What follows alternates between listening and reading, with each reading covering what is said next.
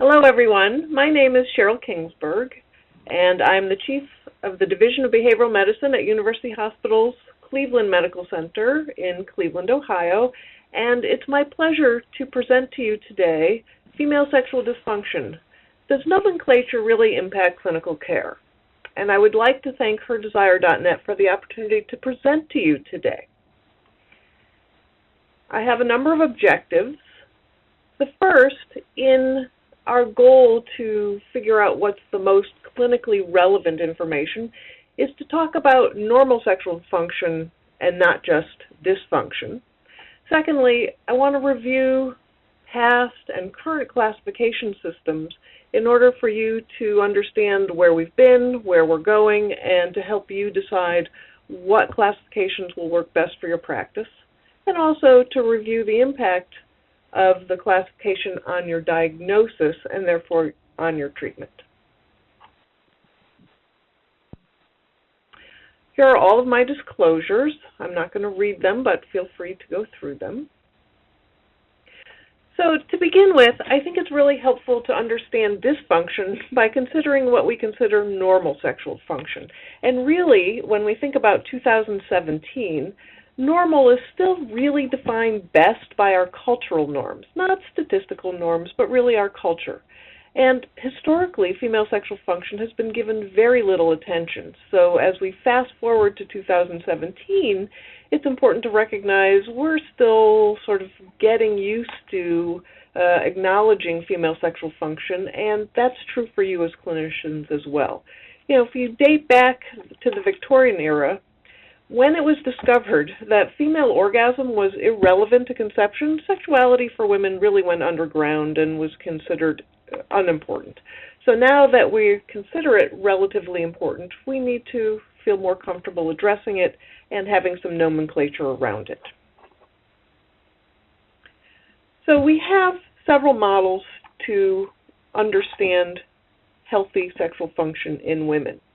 The first was really developed in the 60s by Masters and Johnson, who were the first to really empirically study the sexual response in the U.S. In their lab. And based on their physiologic research, they said there are really four levels of the response that sort of follow from each other in a linear fashion. They sort of arbitrarily name them, but they are named excitement, which really is the sense of physiologic arousal. So for men, there would be an erection. For women, vaginal lubrication and vaginal swelling, heart rate for everybody, and nipple erections in both men and women. With enough excitement, the body reaches a plateau of sexual excitement just before orgasm, which is essentially a reflexive release of all sexual tension experienced usually as pleasurable, and then the body moves to an unstimulated state. Now, let me show you that Masters and Johnson actually considered there to be a gender difference. They said that for women, while this linear progression is true for everybody, that there's an infinite variety of ways in which women can normally experience a sexual response. That is, in some cases, there will be a woman who moves from, let me show you, from excitement to plateau. She has actually 2 orgasms and moves off to resolution. Now, the same woman on another occasion may plateau and not orgasm, and that would be considered a normal variation. And on another occasion has just a different way of experiencing plateau and orgasm. Now, for example, though, this could be the same woman on 3 different occasions. That would be normal. Maybe it varies across her menstrual cycle or across partners. But if, for example, woman B moved to plateau and never orgasmed on every occasion, then we would consider her to have an orgasmic dysfunction. And then we have a male model, which again shows that linear progression, but essentially it shows that there are no changes from one man to the next or within the same man over time in terms of the way the response is triggered. So then, if we go back to this linear progression of Masters and Johnson, you can also see that Helen Kaplan has a model here. And her model says, in the 70s, she determined this. She said, we're missing the most important sex organ of all, which is the brain, and the first step in the sexual response really should be considered desire. That while the physiologic response is important, desire, which is in the brain, is critical to a healthy sexual response, and so her model is desire, arousal, and orgasm. Now, in the late 1990s, Rosemary Basson acknowledged that there may not be a linear progression to best understand the sexual response in both men and women, but particularly in women. And while this looks a little complicated, what it says is that while spontaneous desire can occur, it doesn't necessarily start the entire sexual response, and that women may choose to engage in a sexual response even without much initial desire. And there are many reasons. One would be emotional intimacy, for example, or the idea of wanting to please one's partner, or reading in Cosmo magazine that you burn a lot of calories. So there are a lot of reasons that women who are essentially neutral in terms of their interest might engage in sexual activity, and only when they are sexually stimulated do they then trigger some arousal. And with arousal comes desire. So in her model, there is what she would consider responsive desire. That is, the body becomes aroused first and then desire kicks in. And this model actually will inform our DSM-IV, which I'll talk about in terms of classification, that really combines arousal and desire because essentially women often have them overlap, and clinicians might find it easier to consider it one problematic area. Now, what's interesting is you think, well, which is the most relevant sexual response and what's the right one? The fact is that there may be a variety of sexual responses that are considered the right ones or normal. And in a couple of research studies looking at how women or whether women will endorse one model or over another, we know that women actually will endorse all three. That some women will say that Masters and Johnson model really works for me, or the Rosemary Basson model really fits how I experience a sexual response. And then there are other women who will say, you know what, all three fit me. It depends on the occasion. And sometimes, the Masters and Johnson linear progression makes more sense to me, and sometimes I have responsive desire. So it's not a one-size-fits-all. There is not one right or wrong, but it helps to inform what a normal, and I put normal in quotes, a sexual response would look like. And then finally, when we're thinking about understanding a sexual response, I think as clinicians, and this will lead to your sort of classification system, it's really important to consider that sexuality is best understood from a biopsychosocial perspective. That is, for both normal and dysfunctional sexuality, you really need to consider all of these areas as important factors in contributing to sexuality. There are biologic factors that will contribute to healthy and abnormal sexual function. For example, neurobiology, neurotransmitters, hormones, all contribute to sexuality. Psychological factors, depression, anxiety, all are relevant to sexuality. Sociocultural factors play a huge role. So we know that cultural expectations or negative beliefs or religious values can certainly contribute to sexual problems. And finally, interpersonal factors, all the quality of a relationship will certainly impact a woman's sexual function. So it's important to think about them as all contributing, but not to panic that with a couple of really well-placed questions, you can tease out which of the components have been compromised in a problem, and therefore that will guide both your diagnosis and, more likely, your treatment. So historically, I'm sort of taking you back, but not too far. I'm going to start with the DSM-IV criteria and classification system. The Diagnostic and Statistical Manual has really been where psychiatric diagnoses, including sexual disorders, have been housed for many decades. And in the DSM-IV that was revised in 2000, essentially there were lists of about 6 female sexual disorders. They were listed as hypoactive sexual desire disorder, aversion disorder, arousal disorder, orgasmic disorder, dyspareunia, and vaginismus. They all have diagnostic codes, and there are ICD codes that correspond to them. Now, when we think about how best to define it based on a DSM-IV criteria, here's an example. Since hypoactive sexual desire disorder is the most prevalent sexual problem, let's use this as an example. And it is defined by that 2000 DSM coding as persistent or recurrent deficiency or absence of sexual thoughts, fantasies, and desire for sexual activity. In this nomenclature, it's important that a woman has to experience personal distress or interpersonal difficulties, but really it's about her own personal distress. And you don't diagnose it if the symptoms of low desire are better accounted for, and better, not necessarily correlated, but better accounted for by either a primary disorder, medical disorder, psychiatric disorder, a medication, for example, an antidepressant. If you know that a woman had no desire problems and as soon as she started taking an antidepressant, there comes the onset, then you'd probably think that it was related to the side effect of a medication. This slide really just represents sort of the history of how we've come from, the 80s to now current models of the DSM-5. The DSM-IV in 1987 really considered a sexual dysfunction based on the frequency, that is, that it was recurrent or persistent, and the symptoms.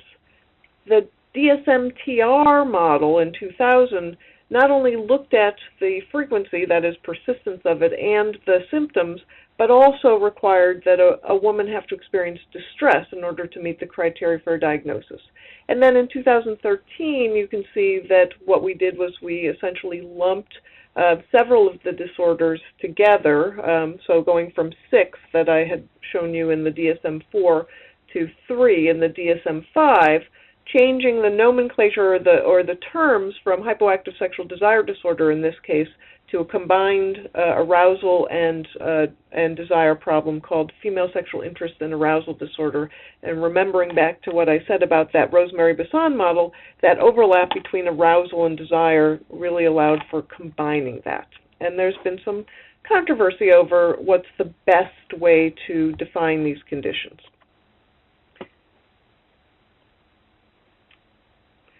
Now, here are the definitions based on the DSM-5 nomenclature. Remember I said that there are 3 disorders, and they have ICD codes with them.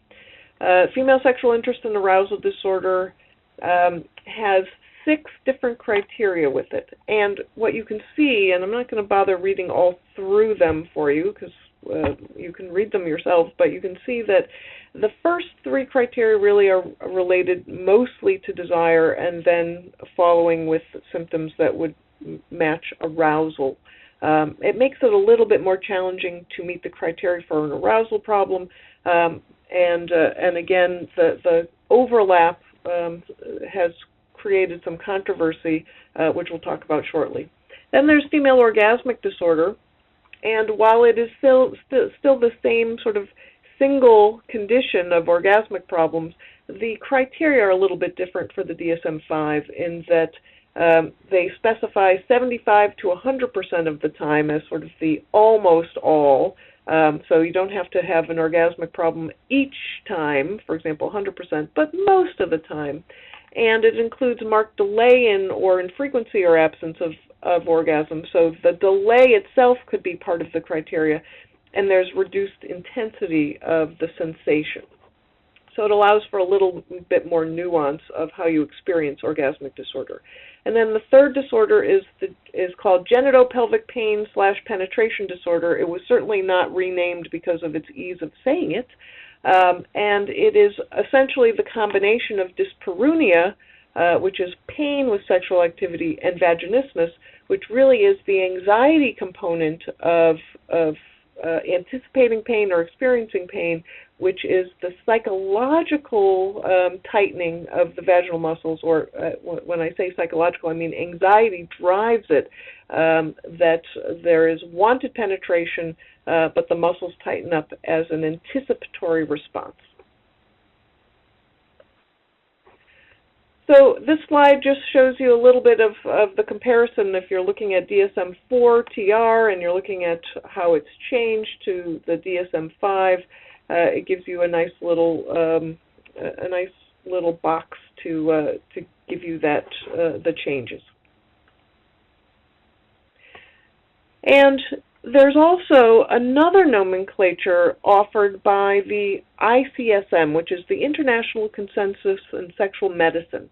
Every 5 years, there's an international consensus conference looking at both male and female sexual function and dysfunction. And the last one was in 2015, and they developed and published their definitions of female sexual function and dysfunction. That again has their own specifiers. So for them, looking at the controversy between the DSM-IV separation of hypoactive sexual desire and arousal problems with the DSM-5 combination, they looked at it and decided as a consensus that they should keep them separate. So they have hypoactive sexual desire disorder and female sexual arousal disorder as separate diagnoses. They acknowledge that there's a higher overlap and there is variability in what we define as a disorder and a problem, and that both tend to increase with age in terms of prevalence, but they really came to the conclusion that they are separate disorders and should remain as separate diagnoses.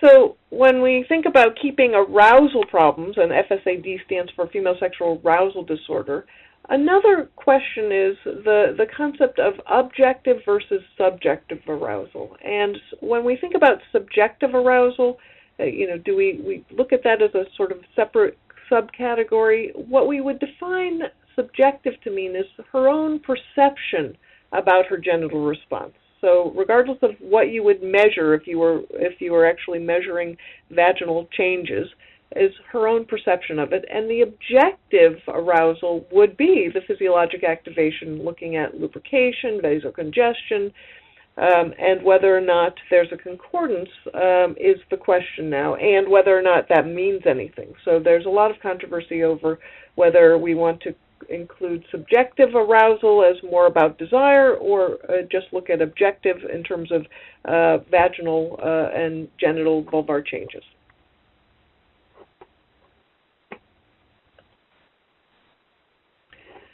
And then finally we have the ISWISH nomenclature consensus, and so adding yet a fourth sort of classification system and nomenclature. ISWISH stands for the International Society for the Study of Women's Sexual Health, and I was part of this nomenclature consensus. And at this point, we were noticing all the controversy between the DSM-IV and the DSM-5, and what's the best way, really, for clinicians to understand sexual dysfunction. And so we try to use the best available evidence and think about what would be the best nomenclature and definitions of female sexual dysfunction, looking at both clinical, research settings, and including regulatory guidelines, thinking about clinical trial design.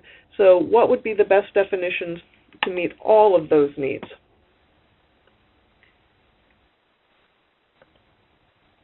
So considering hypoactive sexual desire disorder as our model disorder, since it's the most prevalent, the idea of the ISWISH nomenclature would be that we wanted to think about acquired versus lifelong, which the other categories, the other classification systems actually do as well.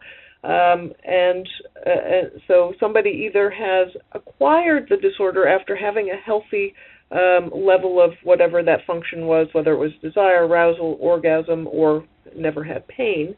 So that would be acquired, that they develop it, or lifelong. They've always had that condition. So, for example, lifelong orgasmic dysfunction, a woman has never experienced an orgasm.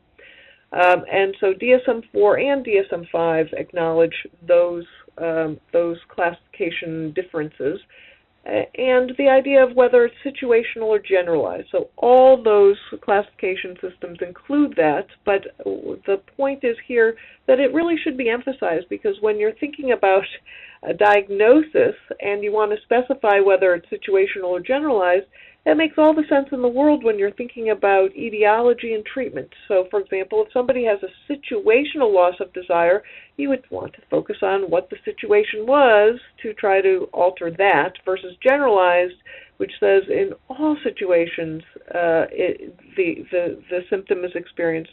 And that sort of helps guide you into thinking, do I really want to focus on something like psychotherapy to address that situation, or perhaps if it's that generalized, a pharmacologic treatment might be considered.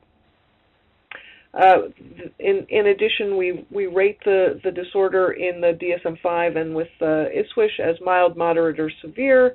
And again, keeping in mind that biopsychosocial context helps identify symptoms and therefore treatment considerations. So as a repeat for you, thinking about DSM-IV versus 5 versus the ISWISH nomenclature, here's really a review of those symptoms and criteria listed in the DSM-IV. In comparison, we have the ISWISH nomenclature. And the focus here is to recognize that desire is a construct that is not necessarily event-related, because the idea is that desire is whether you want to be sexual, not whether or not you engage in a sexual activity, because we certainly know that many women will choose to be sexual even if they don't have desire.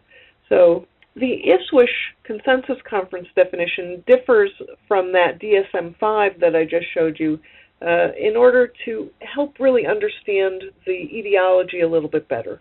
So, for example, the concept of desire is a construct that is not event-related is really important, because we know that women will choose to be sexual for a variety of reasons, and desire is one of them, but they may be sexual even without desire. So it's important to consider the construct of wanting to be sexual. And according to the ISWISH categorization, the minimum time in order to meet the criteria really should be 6 months, which most of the women coming into your practices are going to have the symptom for much longer than 6 months. And so here's the list of the criteria, which I won't read to you, but again, it includes personal distress and some terminology that I think is helpful to understand what distress looks like for women. So some women may identify it as feeling frustrated. Some really are grieving it. Some feel incompetent or feel sad, or they're worried or bothered. So it helps the clinician understand what distress really might look like in a clinical setting. Reminding you the definition of arousal disorder based on the DSM-IV, we look at it as persistent or recurrent inability to attain or maintain until completion of sexual activity that adequate lubrication swelling response that we know of in sexual excitement. So this, as you can see, is really about that genital arousal. And in the DSM-V categorization of female orgasmic disorder, I give you an example of DSM-V. Again, it's marked delay and marked reduction in intensity. Doesn't have to be 100% of the time. Looking at the ISWISH nomenclature, you can see, and we tried to use as best we could evidence-based decision-making. You can see that the definition is persistent or recurrent distressing compromise of orgasmic frequency, intensity, timing, and pleasure associated with sexual activity. And again, the minimum time frame would be 6 months to meet the criteria for the diagnosis. So we have frequency, intensity, and timing as all important variables. Now, this is something that I want to emphasize in terms of understanding female orgasmic disorder, that there is always going to be overlap. And what you're trying to do is figure out what's the most relevant disorder, because it's going to guide your treatment. So, for example, a woman may have hypoactive sexual desire disorder, and logically, her arousal will probably be less if she has no interest in being sexual, and without enough arousal or interest, she may have difficulty reaching orgasm. So you don't want a woman coming in who says, oh, I'm not having orgasm, and then you're trying to treat the orgasmic dysfunction when, in fact, it really is a desire problem. So it's really important to sort of tease out which came first, chicken or egg, or looking at potential side effects of medicines or medical conditions, because you really want to treat the underlying medical condition. The idea of a clitoral versus vaginal orgasm, they're both normal variations, and what I think is helpful for the clinician is to recognize you may need to normalize that for women who are coming in thinking there's something wrong with them if vaginal penetration does not result in orgasm. It's so helpful for them not to be chasing some elusive holy grail, to know that clitoral stimulation and clitoral orgasm is perfectly normal, and that they don't have a dysfunction if penetrative sexual activity does not trigger orgasm. It's also helpful for women to know that masturbation is usually the more reliable way for women to reach orgasm. They know how to stimulate themselves better, and they also don't have the performance anxiety or that spectatoring that they may feel a little self-conscious. It's also important to know that there really is kind of a difference between women who have acquired versus lifelong orgasmic dysfunction, and that treatment approaches really are helped by teasing that out. So, for example, women who have primary anorgasmia often have very little experience with their bodies or attempting to self-stimulate, and often really just need some education and permission giving by the clinician to figure out how their body works. With acquired, you really want to look at their health status and what medicines they're on, including over-the-counters, what partner issues may be relevant, psychiatric conditions. What we do know is that age doesn't really have an effect on acquired female orgasmic disorder, other than maybe chronic medical conditions associated, but age itself is not a factor. And then looking at dyspareunia, what we defined as dyspareunia in the DSM-IV really was any form of recurrent or chronic urogenital pain, so superficial in the vulva or deep dyspareunia that interfered with sexual activity. In the DSM-V, it again combines that pain issue with the anxiety response that we used to define as vaginismus. And many people were very happy to get rid of the concept of vaginismus, but honestly I think it's really helpful to keep it, because it is an anxiety response, it is an anxiety disorder, very easily treated with cognitive behavior therapy. So you want to make sure that you're looking at what's pain and what is the consequence of either pain or fear of pain or fear of sex. And then the ICSM categorization of female genital pelvic pain dysfunction. Theirs is a little easier to say than the DSM-V. They also looked at vaginal penetration, pain during genital contact, and again looking at that anxiety of hypertonicity or overactivity of the pelvic floor muscles. It's a little harder to tease out whether that is really the muscle response that pelvic floor physical therapy would be best for, or the anxiety response for which cognitive behavior therapy would be best for. And then I add this in only to keep you focused on what you need to think about with our postmenopausal population, which is genitourinary syndrome of menopause. This is a condition related to loss of estrogen at menopause that then often has as its most bothersome symptom pain with sexual activity. But it really is a medical condition related to that change in estrogen status and androgens as well. With loss of ovarian function, we lose both estrogen and androgens, and can have an impact on the vulva, the vagina in terms of tissue, and also even in the bladder and the whole urogenital area is at risk. So think in your sort of clinical mind when you're trying to think about etiology, which would then lead to treatment, whether or not the symptoms are really more superficial, looking at some of the conditions related to vulvar pain versus more pelvic area and deep dyspareunia, and looking at the potential etiologies for that. Because as Irv Binnick classically said long ago, you need to differentiate whether or not the pain is sexual or the sex is painful. And a lot of times the sex is painful for other medical conditions that really need to be teased out and treated. And finally, a comment on vaginismus, although it has gone away in most of the classification systems and nomenclature.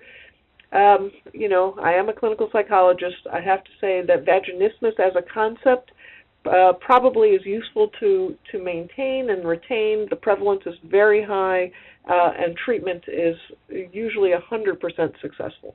And with that, I'm going to thank you for all of your attention. It was a wonderful opportunity to present to you some of the concepts related to what's in a name, whether or not we're going to consider one classification system or sense of nomenclature versus another.